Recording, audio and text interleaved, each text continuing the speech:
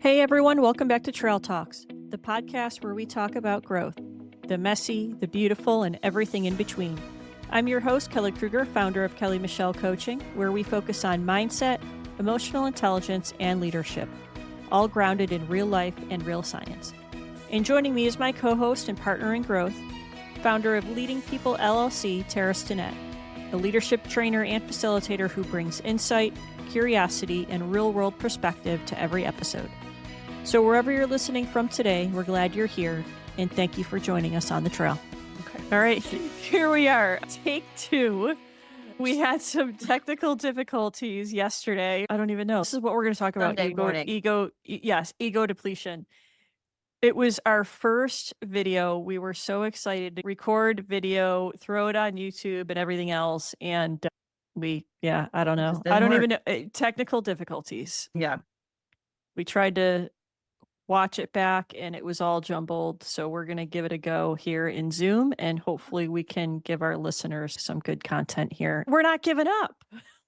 No, we're not giving up. It's take two. This one will be even better. We had some practice and we are talking about time. Mm-hmm. So a few weeks as we approached 2026 and welcoming 2026, we talked about goals, what a goal is, why we need goals, why we should have goals so we don't drift and we go into complacency and autopilot. And then last week, I took the listeners through the journey of a goal, which was the gritty 8. The joy, the setbacks, the messy middle, triumphs, what builds momentum, what destroys it, how we stay the course, and then who we became along the way. So we call that the gritty 8.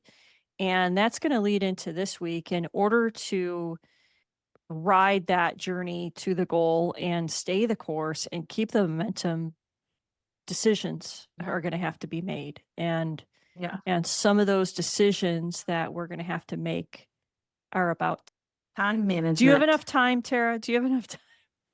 How it are never you with feels your like time? it. Oh, yeah. Scattered all over the place. I never feel like I have enough time, but we all have the same 24 hours in a day. But we can't say that. It's just all about being more intentional with your time. Yes. Our system 1 of the brain, which we're going to talk about in a few minutes, leads us to believe that we don't have enough time and we need more of it. But when we think about it, the problem isn't we don't have enough time. It's how we allocate our time and how we spend it. And this is linked to cognitive behavioral therapy, which is how we feel and how we think leads to how we feel, leads to our actions, leads to our results. It aligns with the life coaching model. Circumstances lead to thoughts, thoughts lead to feelings, feelings lead to actions, actions lead to results.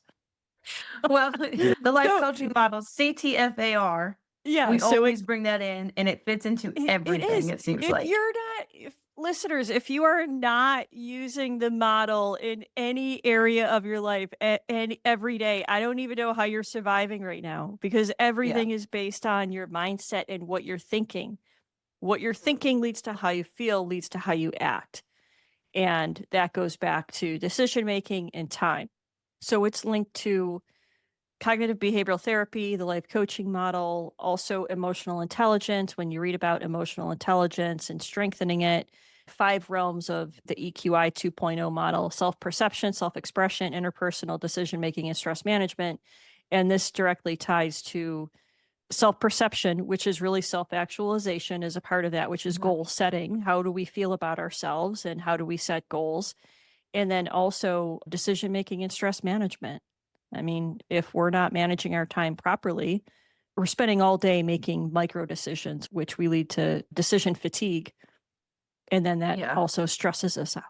I was going to say, it causes stress, doesn't it? Yeah, like you said before, it's about awareness and control. It's not about not having enough time.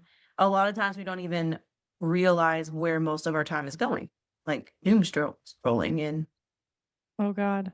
Well, Netflix. I'm going to tell this story again because it's caught in our take 1 that I woke up yesterday and yes, I picked my phone up right away.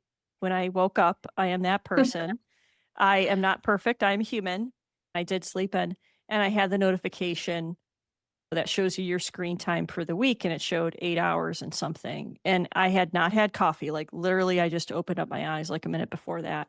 And I thought, like, "Oh, good job, Kel. That's an hour and a half a day." No, Yeah. that's 8 hours a day. That was like 8.5 hours a day. I had my screen time. And yes, it A could full-time be job. I could lie to you. I was on vacation. I could lie to you and say that I was working. I was emailing and working business stuff. I was emailing and paying bills and doing kind of productive things, but I was not. It's a true example of when you don't plan your time accordingly, which I did not, then I use my system one and I just go back to my habits, which is autopilot. And that Mhm. autopilot says auto Netflix, Kelly, auto TikTok, all that doom Yeah. scrolling, and auto refrigerator. And I just keep going back to my screen, even though why am I checking my emails? What am I really getting here? When I Yeah. get my Amazon packages in. Oh, yeah, I've got four Yeah, Amazon. there you go. Like, where's it at? So you were shopping, doom scrolling, Yeah. Netflixing, only checking your email for Amazon. I mean, Yeah. yeah, you wanna But I had temporary shame. It was okay. That that's is key. not the norm for me. That is not the norm. And if anything, it made me more aware of how much I was on autopilot for the last couple of weeks. And I want to allocate my time a little bit smarter. So, Yeah, and but I think we forgot to mention about time not being a renewable source, oh, like money. yes. Like Yeah. money, you can always get money back. Like, you're always gonna get money back. Great. Time? Money, renewable. Yep, yep. Money, Time is not. renewable. Energy, renewable. Time, not. Hours Correct. spent, you don't get it back. So spend You it don't get them 8 wisely. hours a day back. I don't get it back. I had that dopamine hit though. I had a cheap Yeah. dopamine hit. Yeah, we don't get it back. So it's about spending it wisely. So that's the problem. The problem is that we say we don't have enough time, that we are overwhelmed, that we're mentally exhausted, that we're scattered, but that isn't the problem. The problem is we're lacking awareness and control over how we're spending that very important resource. And yeah, one of the tools we would love to give you, greatest answer of all would be to give you more time, but we cannot. We get 24 hours, 365, and every 4 years that we don't even keep track of, we get a leap year. I don't even know when the next leap year is due. No, I have no No, idea. it's every 4 years though, right? Is it every four We years we get an extra day? I have no idea. It always randomly pleasantly surprises me. I'm just like, "Oh, look, an extra day. Great." Yeah, But I you know will that's how I like operate anyways. yes. We should really look up when the next leap year is. And that day, it's in February, right? It's like It's in February February, 29th. yeah. Like, I wanna intentionally do something that day. I wanna take advantage of that day. Let's see, I'll look it It's up. like I'm cheating, like, I get an extra 24 hours, what am I gonna do? Probably Yes, still and for our wasted. No, listeners and so for our listeners, Tara and I are very different. And she said it yesterday in an intake 1, which was, I'm type A, she's type B. She is the live in the moment, carefree, can operate so strong and well in chaos and figures things out. And I like to plan. And I yeah. like to have a structure and consistency and strategy. And that for me though, it's because and maybe that started years ago in a couple of my jobs when things were very chaotic and I didn't handle it well, I didn't show up well. So that for me is the more decisions I can eliminate in my day, then the better off I am. Any friction I can remove in my environment would help me. So that I can use that energy toward unforeseen things and chaos. But anyway, so we can't give you more time, but we can give you some neuroscience behind all of Yeah. this and how we look at it. I think the first thing that we wanted to talk about, which in all of this is yes, we do offer our opinions and stories, but what we share with you with the neuroscience is backed by research and neuroscience and psychologists. And the first one we're going to talk about is why time feels scarce. Why do we look at time the way we do? And it was Roy Baumeister, a social psychologist, wrote the book Willpower in 2011. And there's still an ongoing debate about willpower and if it is finite and how you strengthen it. It's exactly what I talked about, that if I can remove the friction in my environment and plan as much as I can, then that saves me from having to make so many micro decisions throughout the day. One way to strengthen your willpower, because some of your decisions may be at the end of the day. Like right now, Tara and I are recording at what? It's almost 9 o'clock, I 9. think. Yeah, Yes. it's exactly 9 o'clock. You guys are watching this, hopefully the video. I'm drinking something that is, I'm trying to trick my brain into thinking I'm drinking a Celsius energy drink right now because I am mentally fatigued from Mhm. the day. This is great. You get it at Walmart, Rainbow Fusion. It's like sparkly water. And it's doing the trick. I feel very awake. I think I'm drinking a Celsius. But any decisions that you make throughout the day, if it's, you know, how long you're going to study or decisions you're making at work or when you go to the gym, you're drawing from that same mental energy reserve that you Mm. have. So the more decisions you make throughout the day, the more tired you're gonna feel toward the end of the Decision day and start, decision yeah. exhaustion. Yeah. Yeah, and you're gonna start losing that willpower. So how do you Mm. strengthen that willpower? You build better habits. How do you build better habits? You make better decisions.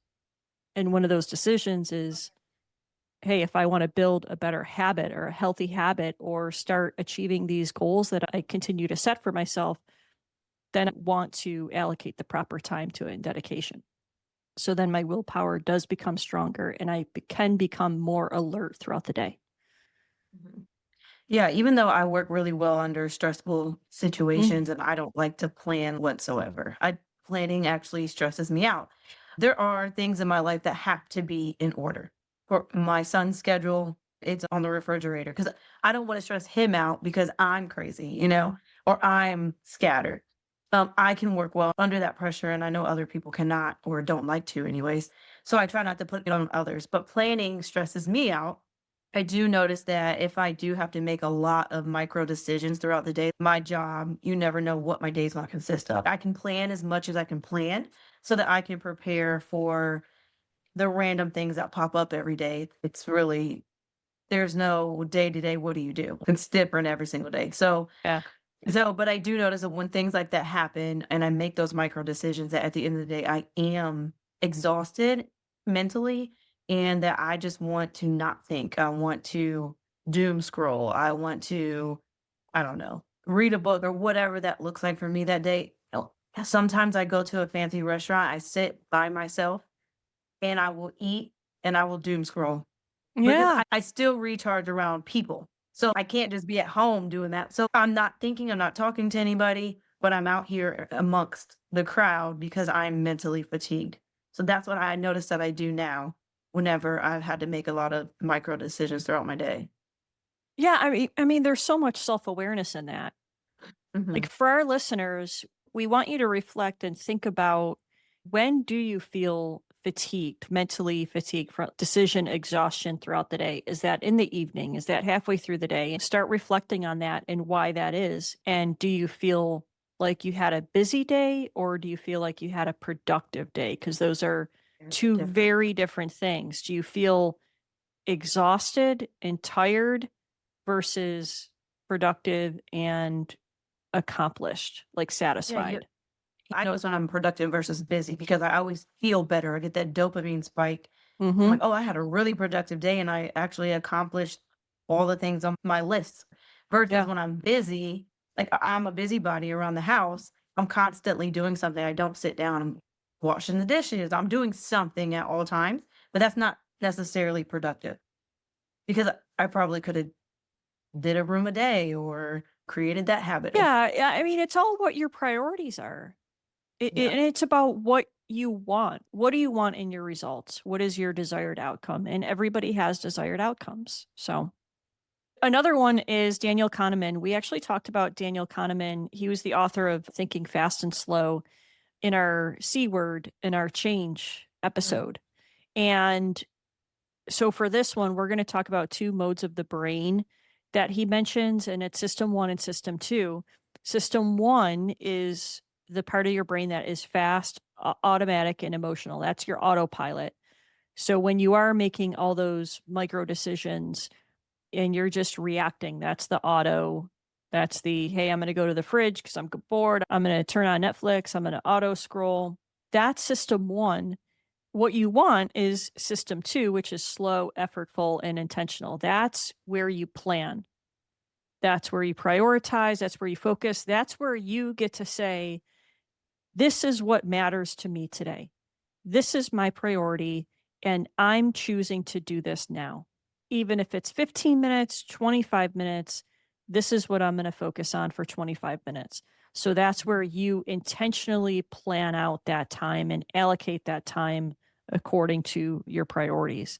When you're tired and you don't want to plan ahead, you're operating on system one, which is autopilot. That system will take over your brain, and that's where you're probably going to have that cheap dopamine. Mhm. Those unhealthy habits will start being built.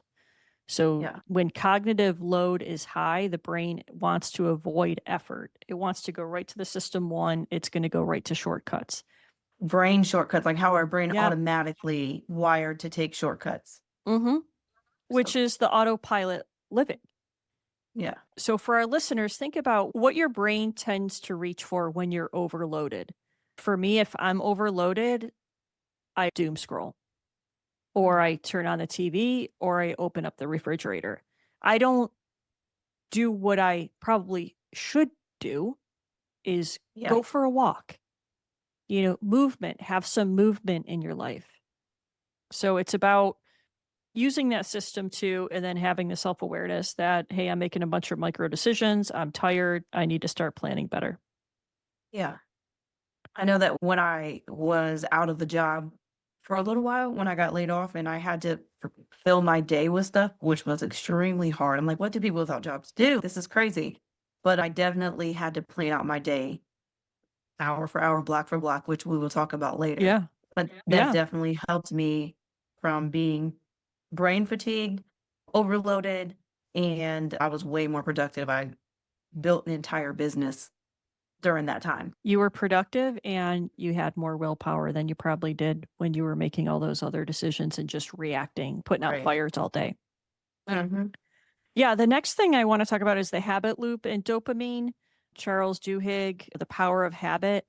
There's this concept, three things. It's a cue is the first thing, and that is the trigger. It's a feeling that you have, and this goes back to cognitive behavioral therapy and the life coaching model.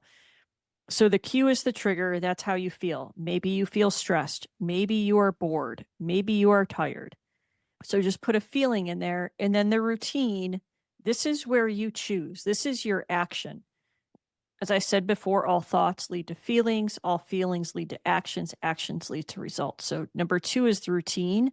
This is what you do based on that cue, that trigger. So that could be, all right, well, I'm going to have a snack. I'm going to scroll. I'm going to watch Netflix and anything else. And I'm just going to be very sedentary. You can ruminate, you can overthink, you can avoid. It just puts something in there. And then the third part of it is the reward.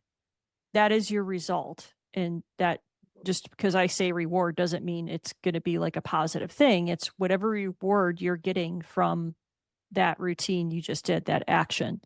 That's your payoff. So do you feel relieved after all of that? Do you feel comfortable? Whatever that result is. If the trigger was you felt bored or stressed or tired, and your routine was not a healthy action, especially when you're working toward your goal, then your result was you didn't really get where you wanted to go. Instead, you avoided it. Mhm. And then we talked about task switching also, which creates attention residue. Yes. Can I we think multitask? no, we timeshare. Oh, okay. Yeah. Explain that. So multitasking is not a thing. Your brain cannot multitask. It timeshares. So if you have multiple things to do, you're actually being less productive. So working on one thing, jumping to another, and they don't even go hand in hand or match because you're not batching your time, which we'll talk about that too. But yeah, we can't multitask. You're being less productive. You're getting less things done, and you're making more errors when you try to do that. Yeah. And we do this at work. And sometimes we're even guilty of it when we do drive-bys to our employees, to our team members, Yeah. and they're working on something and you're like, "Oh, hey, by the way, blah blah blah blah blah blah blah."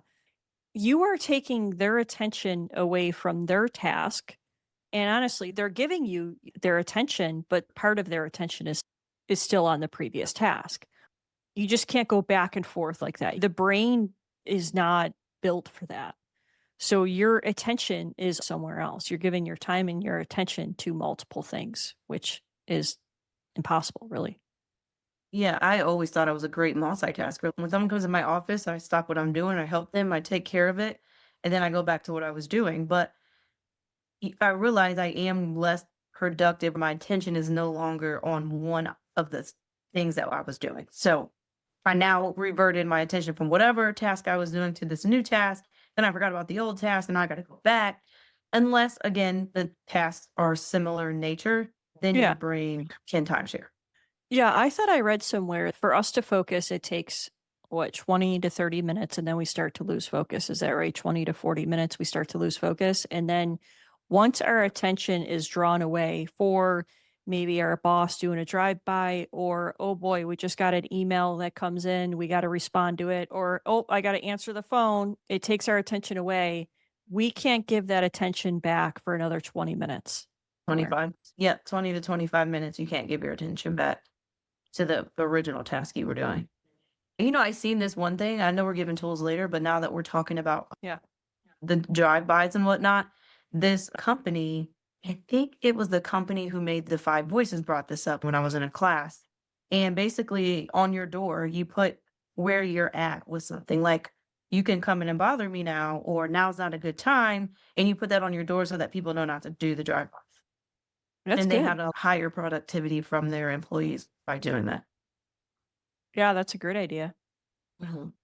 Or some people that work in a collaborative space, I wonder if it's just the team agrees that maybe between the hours of 8 and 10 or 9 to 11, it is individual work time and you just do your self-paced work and that's it. And then you're available for Yeah. collaborative Yeah, work or customers. yeah, like I told you, I got fired on my first day of being my manager's secretary. So I'm the corporate training manager. So I'll give the story again. Obviously, they would wouldn't get to hear it. Corporate training manager, secretary quit. So my vice president needed a new one. I'm like, well, I think I can run your schedule. No big deal. I was really bad at it. One, because I think everyone can multitask. My brain is everywhere scattered. So she was time blocking on her schedule, and I was setting up the interviews, and she time blocked something off in the morning. Well, the lady could only come in at that time and you need a secretary. So move that to another time in my mind. So I scheduled the interview during her blocked off time and she was like, "You're fired." I'm like, "For what?" Because I clearly have it blocked off on my calendar and you scheduled an interview. I said, "Yeah, but you were just working at your computer. Why can't you stop that and do the interview?" It was a valuable lesson. I understand why now, but back then I was like, I didn't understand that. Yeah, executives, that's such a good point because we haven't been at that level sometimes. It just depends on what our assignments are. I remember even A1 directors, they are so busy. When I worked in the FSS, active duty FSS, they run all the stuff on the base. The FSS director, even, they have to be so intentional about every single hour on their calendar because they have so many meetings and Yeah. I remember all of them, they had personal time blocked off on their calendar because they need that 30 minutes just to breathe. Because then they're running to meetings and all day, think about it. I mean, they're making a lot of decisions throughout the day. Hmm. Those executives or like C-level suite executives, they're making a lot of decisions. They're running from meeting to meeting, high level decisions. So that time blocking and that intentional time blocking is so important for them and for their own well-being.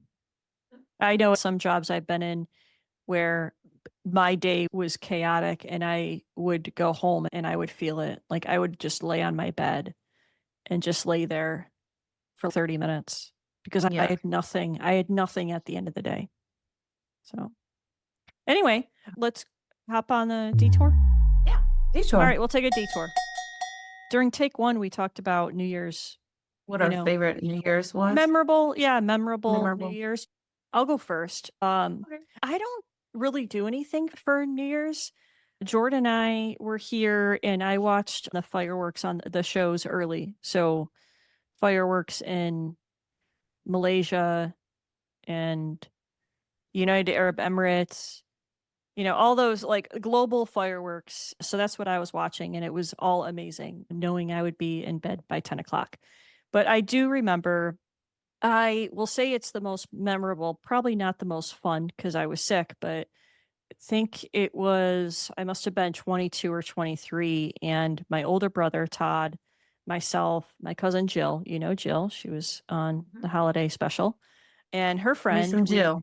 who we decided to drive to New York City. So naturally, we were all living in Buffalo at the time.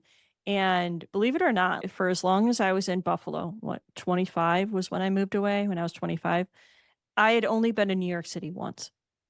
And to this day, I've still only been there once. I would love to go back, not for New Year's, and Yeah. would love to go back in the summertime or when it's nice.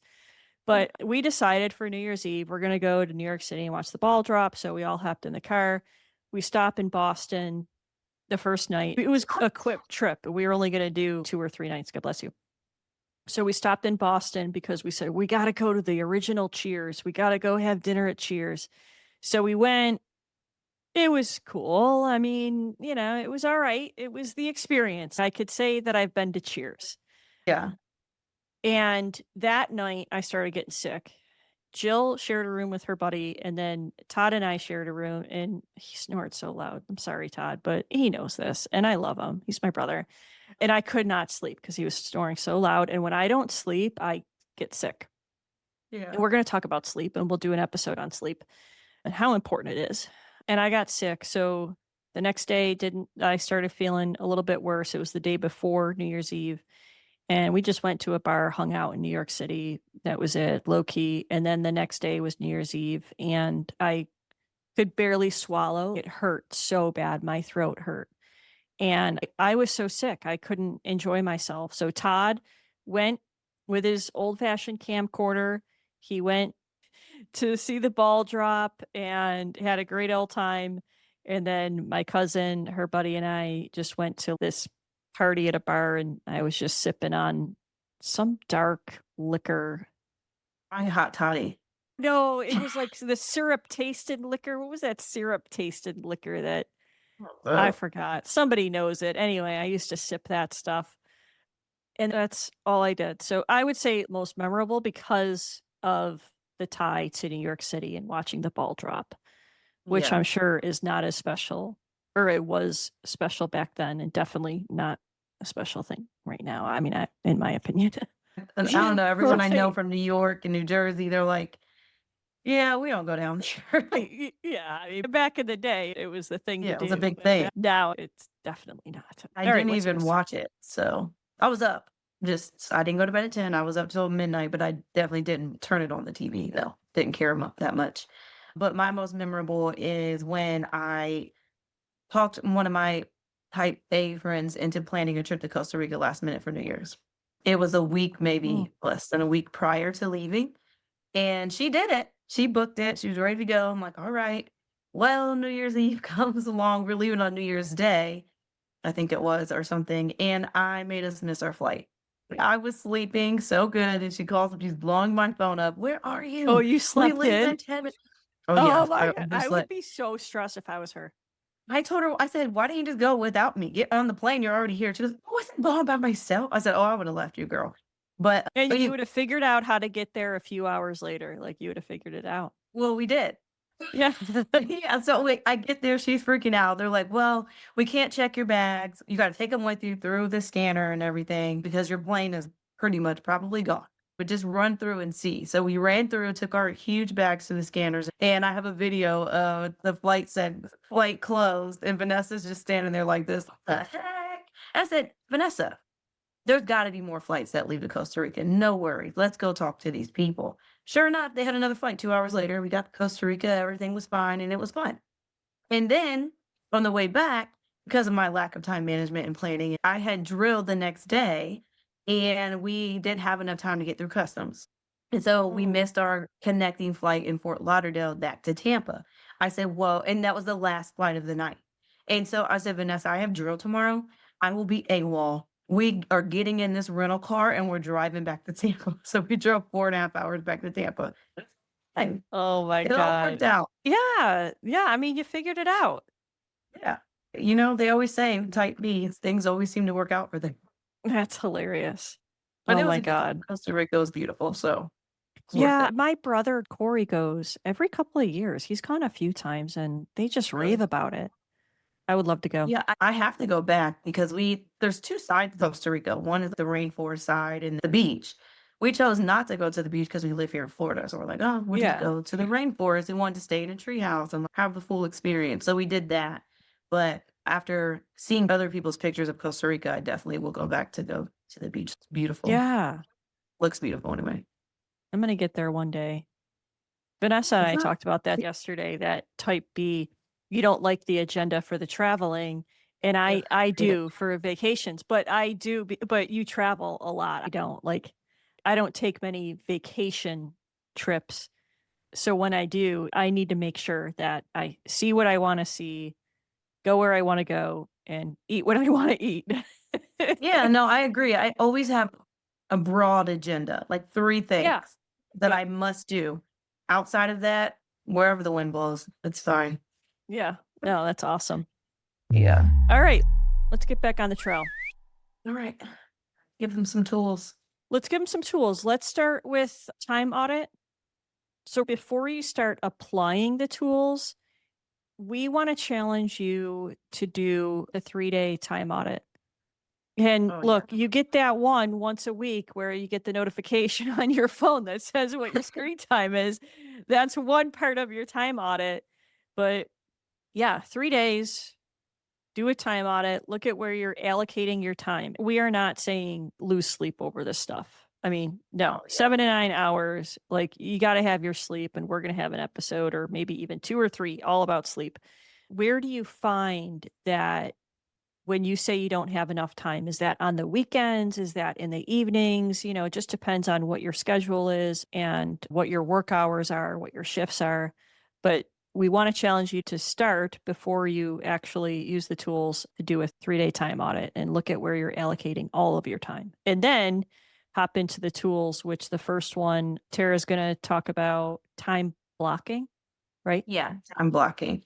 So in my book, which we'll show because The we're on workbook. in my little workbook here that you can buy on Amazon, I talk about how your brain time shares and time blocking, and it even gives you an example. So basically all it is 25 minutes working on a task, and you wanna block off that on your schedule. You can color code it, whatever works for you. You wanna block that off on your schedule. You got 25 minutes to do this, 25 minutes to do that, and you wanna put in those 10 to 15-minute breaks like we said, right? However, people time block, but what we do incorrectly when we time block is we don't time batch, adding like things so that you're not doing that multitasking per se that your brain can't do anyways. So time blocking like things and taking that 10 to 15-minute break for your attention span. Yeah, I like that where you try to keep similar things together. The other thing that I have here in the book is day theming, which we'll talk about the start of the week check-in, but day theming and time boxing. Setting a limit on how much time you'll dedicate to that specific task. Task batching is grouping together similar tasks. And then day theming is dedicating each day to something, whether that Yeah, goes towards your goals or yeah. I like that day theming. Yeah, I do Sounds like a too. fun thing to do. Mhm.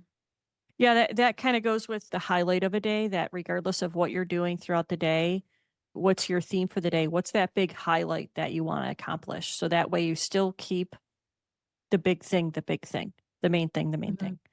And this is, you got to think about when you start doing your time blocking, think about your non negotiables. What is non negotiable? And that tells you what your priorities are. When we talk about batching and the 20 to 25 minutes, we keep saying 25 minutes. That's a constant thing. It's a thing, Yeah. 25 minutes. And one of the tools that we want to show our listeners and talk about that will help you with all that batching and blocking is the Pomodoro technique. It was in the 1980s. There was a student, Italian student, Francesco Cirillo, I think the name was. Italian student having trouble focusing on his studies. Okay, so he used his kitchen timer, which was in the shape of a tomato. So pomodoro is tomato in Italian. And he would set the kitchen timer for 20, 25 minutes so he could just solely focus on that one task of studying and not be distracted and not be doing anything else, just focus on that 25 minutes. So there was a start and an end time, very structured. And our brain likes that. Our brain likes structure. And there is research that says that we tend to remember the first and last of things. So when we say a Pomodoro, we say a Pomodoro is 25 minutes. So when you want to do a task that you think is going to be 25 minutes or you want to dedicate 25 minutes is one Pomodoro. Studying for 2 or 3 hours at a time, research says, is not as helpful because Right. our brains just can't memorize that. They don't work like that. It's better to do a shorter, focused end start and end time. So if we remember the first and last of things, then when you start batching it into 10, 15-minute, 20-minute increments, and then take a 5-minute break in between, you're going to remember more first and more last. It's going to help you when you study. Mhm. Jim Quick, KWIK, Quick Brain, actually talks about it in his book Limitless. Best book I've ever read. I love it. It's all about brain hacks, time hacks, all of that. And he talks about the Pomodoro technique, and that's how I learned about it. And on Amazon, for all you Amazon lovers out there, there are Pomodoro timers, and you can just type in Pomodoro timer, and there's so many different colors and shapes, and they're so fun. But what you do is you turn it on, and then there's all the time lengths. So there's 10 minutes, 5 minutes, 3 minutes, 60, 30, 25, and so on and so forth. People use Alexa, people use Siri, people use their phone. I like these, they're fun.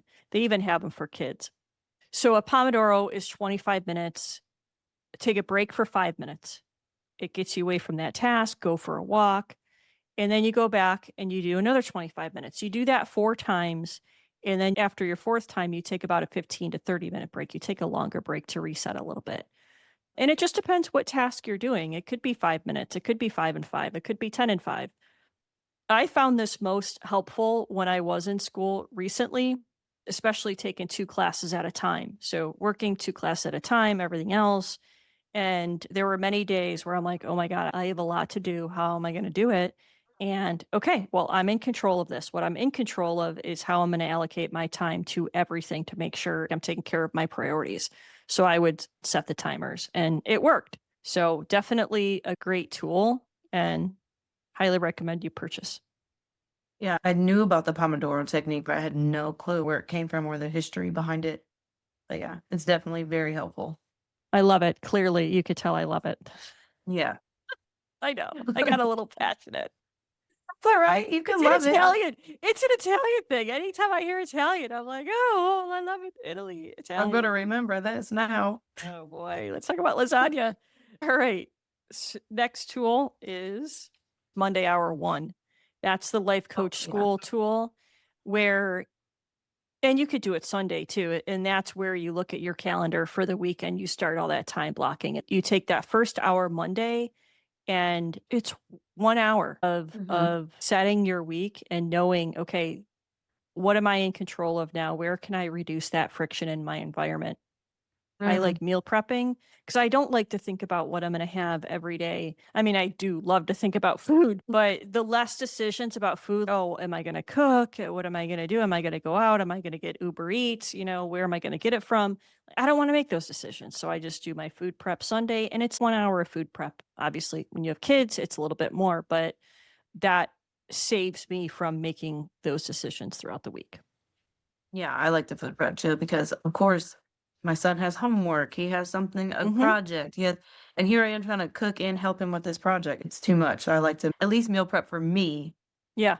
And then, because obviously he's not going to want to eat the same thing every day, but probably not healthy for him. But Yeah, that 1 hour, I remember talking to a lady that's always all over the place and never says no, and I told her about time blocking. I was telling her about the hour one, and she always was saying, "Well, I feel like if I have to sit down and time block, I don't have time to do that either." I'm like, "Okay, have 1 hour somewhere that you can sit down and time block and work your calendar as much as you can." Not saying every little detail, but she ended up doing it, and she said she's a lot more productive and that she was so glad that I told her about it. But she just didn't think she even had time to time block. Oh my god, so good. Yeah, I gotta have Tiffany on here. She's one of my team members at the PDC, um, Professional Development Center. I gotta have her on here because she has so many programs and she's so organized with her time. So she's a beast. So I gotta have her on Yeah, here. But yeah, I mean, it does help. And yeah, yeah, really, you so can't true. find 1 hour or 30 minutes to set your calendar. I don't, even if it's 2 or 3 days, Sounds I don't like know. you're not being intentional with your time if that's the case, right? That's what it really goes back to. You're not being intentional with your time. You're making micro decisions because you feel overwhelmed and stressed and that you don't have the time to set aside to do the time blocking.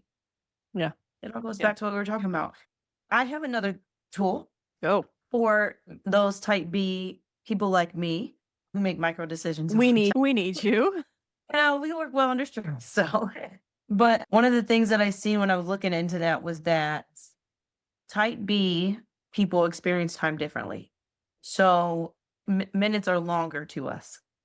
And if we feel like we don't have any urgency, things just tend to work out for us. And it's a myth that we have a mental of not caring, but that's not the truth. It's just that we perceive time differently than type A. And they said instead of doing time blocks, do energy blocks. So, like in the morning, if I'm more creative, then I'll make sure I schedule all the things that need creativity for in the morning. So I schedule energy blocks instead of time blocks because I perceive time differently. That makes sense. Yeah. Yeah. That's what I'm I not doing like too well with that. tonight. Yeah. I thought that Yeah. was really interesting. Is Yeah. that where your flow is in the morning? Oh, yeah. Mornings, I'm good to go. Evenings, I want to relax. And then the other thing is the start of the week check-in. So we have that. We talked about day theming. Well, then in my book, I also talk about the start of the week check-in. So my number one priority this week will be so that you can make time for that for whatever your priority is. And that kind of ties back into creating those goals. The tiering of the goals, 10, 5, 3, 1. What are you doing right now? What are you doing this week that can meet that 1 year goal, that 5 year goal, that 10-year goal? Yeah. Oh my god, I like that. See, I'm learning some new tools here. All right, we covered some good ground today. If you are working on your goals, definitely going to challenge you to do a time audit if you're looking at time a little bit different and use it more intentionally to help you make decisions, reduce friction in your environment, and just be more productive and really feel better at the end of the day. All right, as we wrap up today's conversation on time, here's what I hope you take with you. Time itself isn't the problem. How we think about time is. When we understand how our brains experience time, our attention, our habits, and our expectations, we stop trying to control every minute and start choosing how we show up in them. If today's episode gave you a new way to look at your time, let that awareness carry you into the week ahead. Thanks. See ya. Yeah. If today's conversation resonated with you, you don't have to walk your journey alone. I offer emotional intelligence assessments with personalized coaching, one-on-one mindset coaching, and leadership development for teams and organizations. You can explore all of that at kellymichellecoaching.com, linked in the show notes. And I'll leave you with this. Awareness is powerful, but support is transformational.